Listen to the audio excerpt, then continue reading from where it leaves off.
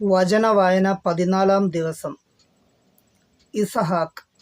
ദൈവം അബ്രാഹത്തോട് അരുൾ ചെയ്തു, നിന്റെ ഭാര്യ സാറായിയെ ഇനിമേൽ സാറായി എന്നല്ല വിളിക്കേണ്ടത്, അവളുടെ പേര് സാറ എന്നായിരിക്കും. ഞാൻ അവളെ അനുഗ്രഹിക്കും, അവളിൽ നിന്ന് ഞാൻ നിനക്കൊരു പുത്രനെ തരും. അവളെ ഞാൻ അനുഗ്രഹിക്കും, അവൾ ജനതകളുടെ മാതാവാകും, അവളിൽ നിന്ന് ജനതകളുടെ രാജാക്കന്മാർ ഉത്ഭവിക്കും. അപ്പോൾ അബ്രഹാം കമിഴ്ന്നു വീണു ചിരിച്ചുകൊണ്ട് ആത്മഗതം ചെയ്തു, 100 വയസ്സ് തികഞ്ഞവന് കുഞ്ഞു ജനിക്കുമോ? 90 എത്തിയ സാറ ഇനി പ്രസവിക്കുമോ? അബ്രഹാം ദൈവത്തോട് പറഞ്ഞു, ഇസ്മായേൽ അങ്ങയുടെ തിരുമുമ്പിൽ ജീവിച്ചിരുന്നാൽ മതി. ദൈവം അരുൾ ചെയ്തു, നിന്റെ ഭാര്യ സാറ തന്നെ നിനക്കൊരു പുത്രനെ പ്രസവിക്കും. നീ അവന് ഇസഹാക്ക് എന്ന് വിളിക്കണം.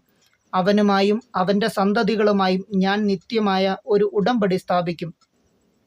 ഇസ്മായേലിന് വേണ്ടിയുള്ള നിന്റെ പ്രാർത്ഥനയും ഞാൻ ചെവിക്കൊണ്ടിരിക്കുന്നു. ഞാൻ അവനെ അനുഗ്രഹിച്ചിരിക്കുന്നു. ഞാൻ അവനെ സന്താനപുഷ്ടിയുള്ളവനാക്കി അവൻ്റെ സന്തതികളെ വർദ്ധിപ്പിക്കും. അവൻ 12 രാജാക്കന്മാർക്ക് പിതാവായിരിക്കും. അവനിൽ നിന്ന് ഞാനൊരു വലിയ ജനതയെ പുറപ്പെടുവിക്കും. എന്നാൽ സാറായിൽ നിന്ന് അടുത്ത വർഷം ഈ സമയത്ത് നിനക്ക് ജനിക്കാൻ പോകുന്ന ഇസഹാക്കുമായിട്ടാണ് എൻ്റെ ഉടമ്പടി ഞാൻ സ്ഥാപിക്കുക. അബ്രാഹത്തോട് സംസാരിച്ചു കഴിഞ്ഞു. ദൈവം അവനെ വിട്ടുപോയി. ദൈവം കൽപ്പിച്ചതുപോലെ ആ ദിവസം തന്നെ അബ്രഹാം മകൻ ഇസ്മായേലിനെയും തൻ്റെ വീട്ടിൽ പിറന്നവരും താൻ വില കൊടുത്തു വാങ്ങിയവരുമായ സകല പുരുഷന്മാരെയും പരിച്ഛേദനം ചെയ്തു.